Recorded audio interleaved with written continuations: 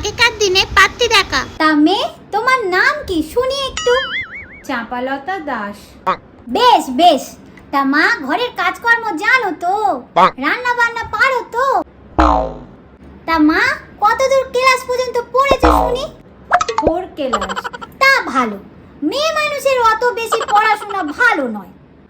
তা দিদি, মেয়ে আমাদের বেশ পছন্দই হয়েছে। তা দেনা পাওনার কথাটা একটু সেরে নেওয়া যাক।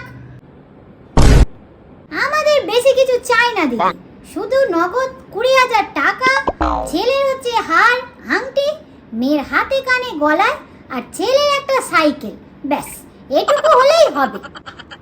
দিদি, দেনা পাওনাটা একটু কম হলে হতো না? না দিদি, এর থেকে কম হবে না, তাহলে থাক।